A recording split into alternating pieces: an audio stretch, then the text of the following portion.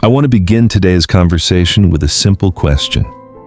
Have you ever noticed that even on your spiritual path, the ego quietly keeps hanging around?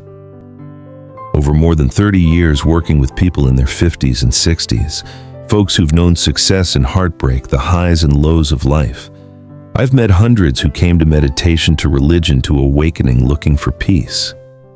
And here's the curious thing, after a few years of spiritual practice, many of them became more tense, more closed off, and a bit superior. I once had a friend named Martha.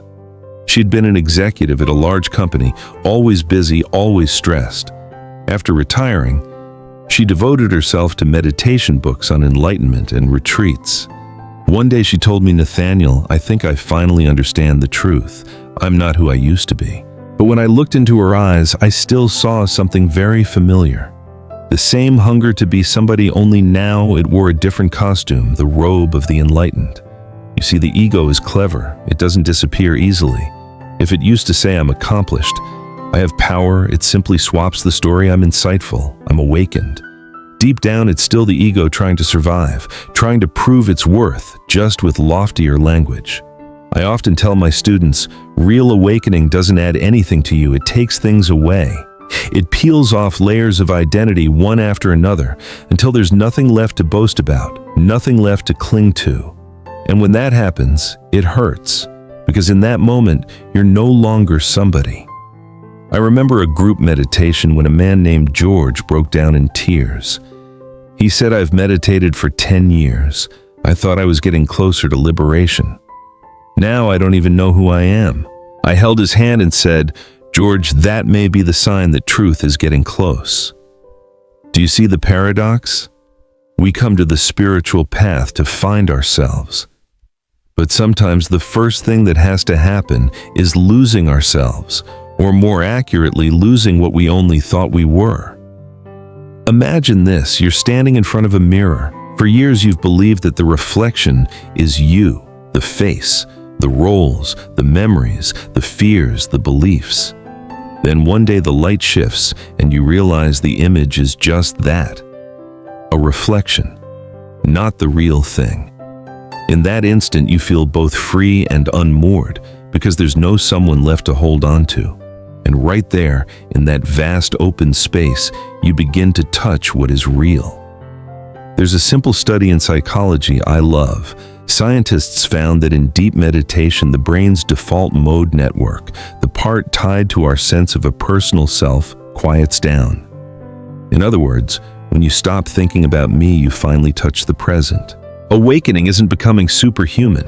It's letting go of every image of yourself until all that remains is life itself, breathing and quietly aware. I know that can be frightening, especially for those who've spent a lifetime building an identity.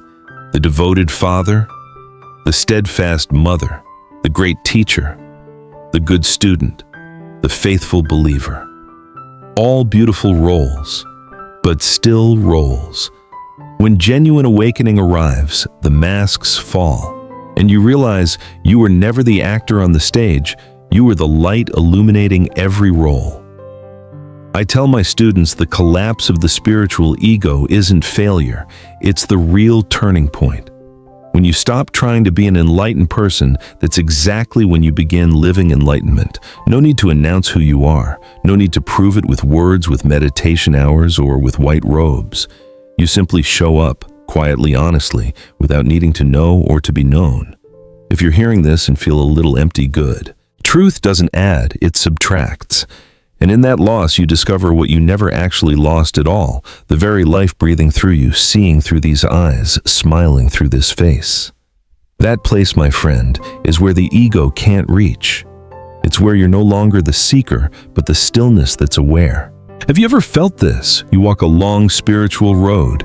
You've meditated, prayed, read the profound books, and then one day everything turns empty. No peace, no inspiration, no sense of God or even of yourself. You sit to meditate and meet a heavy, wordless silence. Teachings that once moved you now pass like cold wind, and you wonder, what happened to me? Did I lose the way I remember a former student? Robert, 58 years old, widowed with grown children. Life had slowed down. He turned to meditation to escape loneliness. For 2 years he was intoxicated by inner light, a quiet he called touching God. Then one day it all vanished. No light, no connection, just a dense darkness, as if someone had flipped a switch in his soul. "Nathaniel, did I do something wrong?" he asked. I smiled. "No, Robert. The path isn't wrong. Sometimes the light withdraws so you can learn to see in the dark." The ancients called this the dark night of the soul, phase where every belief, method, and image of the spiritual practitioner gets burned away. It isn't punishment, it's spiritual surgery without anesthesia, where the last layer of the ego is peeled off. Imagine your whole life you sought the light, and when it comes, it burns you. Paradoxically, that's how real awakening works. In that darkness, nothing false can survive. No pretending, no borrowed knowledge, no spiritual costumes. Everything unreal is exposed. Yes, it hurts. You may feel you've lost everything, trust meaning guidance. But friends, sometimes losing everything is how you finally see the one thing that never left, the awareness of the loss itself. The dark night doesn't come to destroy you. It comes to burn away what you are not. Like an old forest that must burn so new growth can rise. When the fire passes, what remains is pure, true, indestructible. I've met many people in this phase, tearful, confused, convinced they lost God, Buddha, even themselves. I always say, no, you haven't lost anything. You're losing what wasn't real. If you're there now, if what once felt meaningful is suddenly empty, know this, you are not off track. It's a sign of ripening. Your soul is removing the last garment, the garment of the one who is seeking. How do I know when it ends? Someone asked me. When you stop trying to escape it, I said. Because here's the strange grace when you accept the darkness. When you stop fighting the pain, the light starts shining from within. Not the light of belief, not the false brightness of forced positivity, but the quiet, wordless radiance of pure awareness. You'll notice that even when your mind is desperate, something deeper is watching. Steady, peaceful, luminous. That is the real you. Touch that and you'll never be the same. Not because you gained something, but because you no longer need to hold anything. Months later, Robert returned. No halo, no new doctrines, just a soft, quiet smile, light as a breeze. He said, "I'm not searching anymore. I'm just living." And I knew he hadn't outrun the night, he had accepted it as part of awakening. In the end, true light doesn't come to chase the dark away. It comes to show you the dark was never truly there. There's another trap I've seen after decades. With seekers, the ego finds ways to survive even in the holiest places. We get tired of material life and leave the worldly ego, the striver, the achiever, the praised. But soon we dress the ego in a subtler, sometimes more dangerous costume. I'm enlightened. I understand more deeply than others. I've walked through the night and seen the light. We can ditch titles and roles, yet struggle to drop the need to be someone. The old ego is reborn under a new name, spiritual. I call it the spiritual marketplace. We don't buy cars or houses, we buy enlightenment. We collect retreats, esoteric teachings, mystical experiences. We trade stories of chakras and energies, past lives and realms of light. Thinking we've escaped the world, we quietly build another one, softer, more refined, but still a world built by the self. Linda, 63, once came to me after a 10-day retreat. "Nathaniel, I think I've reached a higher level of awareness. I don't feel like other people anymore." I wasn't mocking. I know this phase well. I simply asked, "If you truly feel different from others, can you still feel their pain?" She fell silent and her eyes softened. That's the trap. It feels like growth, but often we're just redecorating the ego's cage. We stop comparing status and start comparing how awakened. We stop flaunting possessions and start flaunting insights. We stop seeking society's approval and start seeking the universe's. I once told a workshop in California, the ego doesn't fear eradication, it fears exposure. Sometimes it hides so well, we mistake it for humility. It's just a new way to be noticed. I've been there. Years ago, after a deep period of meditation, I believed I'd seen the truth. I spoke less, ate simply read scriptures, and quietly felt above the world. Then, one day I met a homeless man outside a church cradling a cup of cold coffee. He looked up and said, "Father, sometimes I feel God in my breath, and then I forget him when I see bread." That sentence shattered my spiritual ranking. Awakening is never about being special. It's about coming back to the ordinary made clear. A truly awakened person doesn't need to say, "I'm enlightened." A flower never says, "I'm blooming." It simply blooms silently, humbly in the natural breath of life. By our 50s and 60s, many of us are tired of playing roles. We want what's real. Be careful. Don't let meaning become another role. Don't let seeking truth become the ego's new project. Sit down, breathe, let every label fall. No awakened ones, no unawakened, just awareness aware of itself. And you'll see, when you stop trying to be spiritual, that's when you're most deeply in the spirit. Awakening isn't in the market, a classroom, or a book. It's in the gentle look you give someone, in the way you wash dishes, walk the dog, or listen to a hurting friend. That's not a philosophy. That's life recognizing itself through you.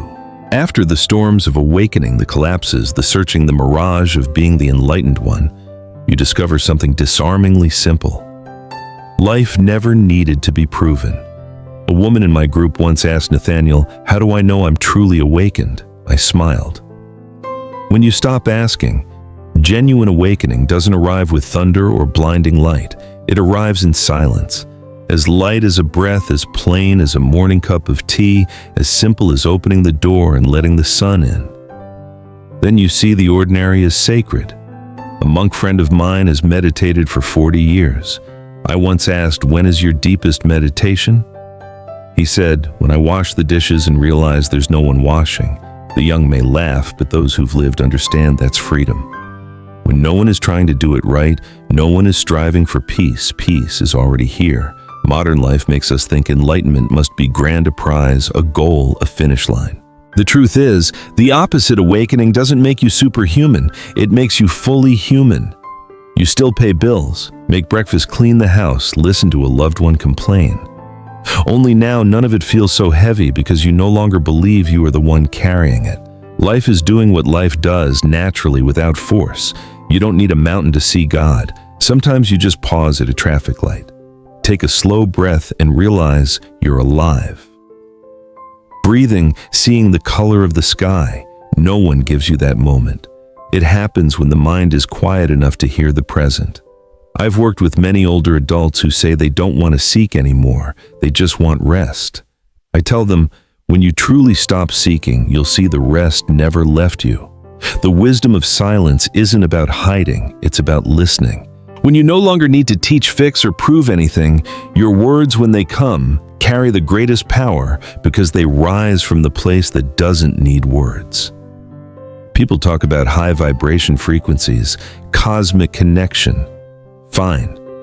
But if you watch closely, the strongest energy isn't in sound, it's in quiet presence. Sit next to someone truly peaceful, and your heart softens without a sermon.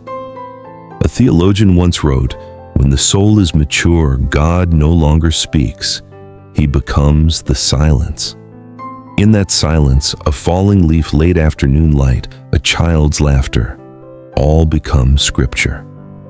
You don't need deep meditation to notice the universe is alive. The universe is breathing through you right now. The truly awakened don't stand out in a crowd. No glow, no white robes, no new sex. They live lightly, deeply, honestly. If you meet them, you might not notice anything special, yet you'll leave feeling strangely at ease, like life just got simpler. This, I believe, is the last gift of awakening. Returning to ordinary life with a heart that's open, not flying to the heavens.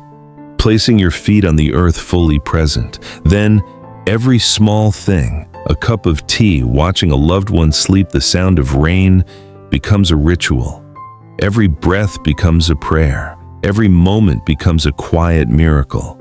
Not because you're doing something sacred, but because you've seen everything already is. When the road has been long after crises, long nights without light, moments you thought you'd found truth only to learn it was another costume, you come to the final stage complete, letting go.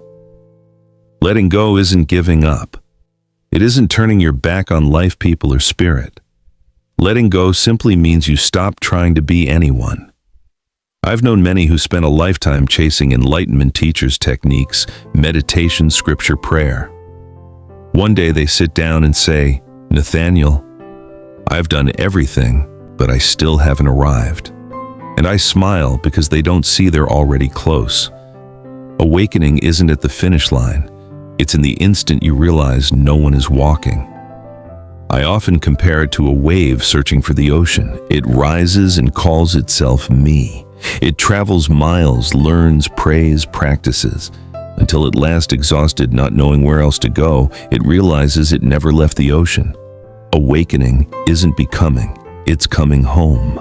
A retired philosophy teacher named Henry told me, "I read all my life to find truth. Now I don't read. I look at the sky, and maybe truth is just this sky, no explanation needed." "How does it feel not to search?" I asked. "Light," he said, "like I spent my life holding something that never existed." Final letting go isn't an event, it's a soft dissolving, not a decision, but the soul's gentle tiredness. You no longer fight truth or chase it, you let truth be itself. And the miracle is, when you no longer want enlightenment, enlightenment shows up as you. Life goes on. Cooking, walks, conversations, gardening. But in everything you sense a quiet current moving. Not you doing it, life doing itself. No practitioner, no awakened one, no striver to be better. Just breathing stillness. People fear this. If I'm no one, what's the point of living? That's precisely when living truly begins. For no reason, no goal, no proof, just to live. A flower blooms for no audience. A bird sings without a prize. The Upanishads say, when a person knows they are nothing, they become everything. When you stop trying to own life, you see you are life. When you stop trying to hold awareness, you see awareness is effortlessly shining through you. No one awakens, awakening happens. No one lets go. Life sheds its masks. Ideas of path goal achievement melt like morning mist. What's left? A vast, quiet aliveness, where you and the world are not two. What does awakening give in the end? Someone asked. It gives nothing, I said. It takes away everything that kept you from seeing that all was already enough. See a leaf fall, a glance, a drop of water, and the whole universe appears there. You smile, not the smile of a winner, but of someone who's come home. When there's no one left to enlighten and no road left to walk, only life knowing itself remains. That isn't an ending, it's the true beginning. Most people are surprised by this. After all the breakthroughs and union with the universe, you still return to ordinary life. You still brush your teeth, cook, wash dishes, hear complaints, feel sad now and then, maybe lonely. But one thing has changed completely. There's no longer a someone experiencing it. Only life, natural, simple, full. Helen once told me, "Nathaniel, I thought after awakening I'd live in the light. Instead, I'm doing laundry and making coffee, nothing holy at all." And while doing laundry, I asked, "Were you suffering?" She paused. "No, I just felt peaceful." That, I said, is awakening. Awakening doesn't open a magic door to a realm beyond trouble. It brings you back to where you've always been. Only now you're fully here. It doesn't turn life into a miracle. It lets you see that life has always been one. You stop chasing perfection in the future because you realize this moment is already whole, even if messy, awkward, unfinished. In retirement, in a small house outside Portland, I water the plants. Listen to the birds, savor the smell of coffee. Sometimes I just sit watching light on a white curtain. A neighbor asks, "Meditating, Nathaniel?" I smile. No, just sitting. But that is meditation. When there's no line between the meditator and meditation, when the deed and the doer are one, and no one is trying to make anything happen, Those who truly survive awakening become almost ordinary to the point of invisibility. No shine, no talk of energy, no need to seem wise. They don't draw attention. They disappear into life like a drop into the sea. Yet being near them, you feel safe, calm, able to be yourself. A former student told me after 10 years of practice, I don't want enlightenment anymore. I just want to cook for my kids, walk with my wife, and listen to the rain. Then you've already awakened, I said. Awakening isn't flying to the heavens. It's placing your feet on the ground with awareness, not bypassing life but walking through it with an open heart. Then you see what you once missed. Beauty isn't in the extraordinary.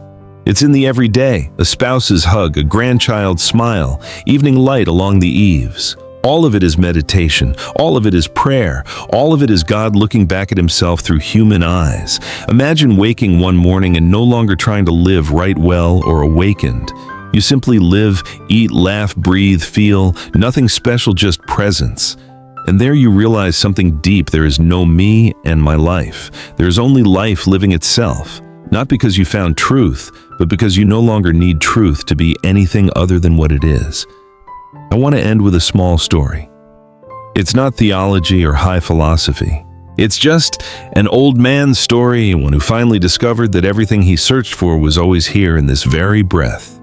I was raised Protestant in California, heaven, hell, sin, salvation. I believed, but I carried one question no one could answer.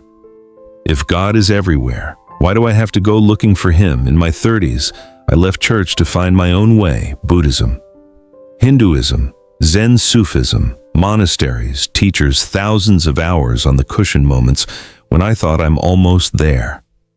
And then, as if by design, each arrival fell apart. The connection was gone. Peace left. Only a deep hollow remained. I was truly, truly discouraged. The irony. To others, I looked awakened, teaching meditation, writing, lecturing on consciousness, while inside I kept searching. A small voice nagged Nathaniel, "You're still not enough." That voice wore the costume of spiritual ambition and never let me rest. I thought I was dropping my ego. My ego had simply learned to pretend to let go. One night by the window, watching city lights shimmer on the river, I whispered, "I'm tired. If you're there, let me stop searching." No voice from heaven, no light, no miracle, just silence, warm, full, safe. And I realized God was never up there. He was this silence. After that, things didn't explode, they softened. I stopped trying to breathe correctly, think correctly, meditate correctly. I just lived walks, breakfast conversations, gardening. One day, watering the yard, I laughed for no reason. The flower didn't try to bloom. It needed light water space. We're the same. Stop trying to become someone and you unfold in your original beauty. People ask, how will I know I'm enlightened when you no longer care about the question? Every search begins with the idea someone is missing. Look closely, there's no someone. There's life discovering itself through billions of faces. I used to fear mistakes and weakness, fear not being awake enough. Now I see awakening doesn't erase our humanity, it reconciles with it. You'll still get tired, irritated, hurt. The difference is, you no longer see these as enemies. You hold them like a loving parent holds a child, understanding, kind, and letting them pass. No book, teacher, or doctrine has taught me more than life itself. God isn't hidden in scriptures. He's hidden in moments we overlook, a drop of water, a child's laugh, grief's sharp ache, and the quiet that follows tears. There's nothing profane. Everything is sacred when your eyes are open. Some days I sit in an old chair, wind humming through the window frame, and feel a peace I never earned. Not because I gained something, because I stopped clinging to anything. Reputation, knowledge, the image of spiritual teacher, they've thinned like morning smoke. In the space they left, I found something I'd never had: enoughness. I once thought the path climbed a mountain to truth. Now I see truth is the path. Each step, each breath, each bead of sweat. Stop being the seeker, and the world stops being a place you pass through. It becomes you. Suffering you see is the part of you asking for care. Smiles, you see, are the part of you that's joyful. No inside or outside, no me and them, just one life knowing itself.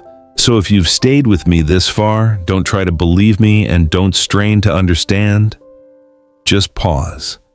Take a slow breath. Listen to your heartbeat. In that rhythm is the cosmos. In that breath is God. In that quiet is you, not as a person, but as life singing itself. You were never apart from life itself. You were never separate. You were never lacking. You were never far from home. It was all a dream, and now you're awake. So live, smile, and let life hold you just as you've belonged to it from the very beginning.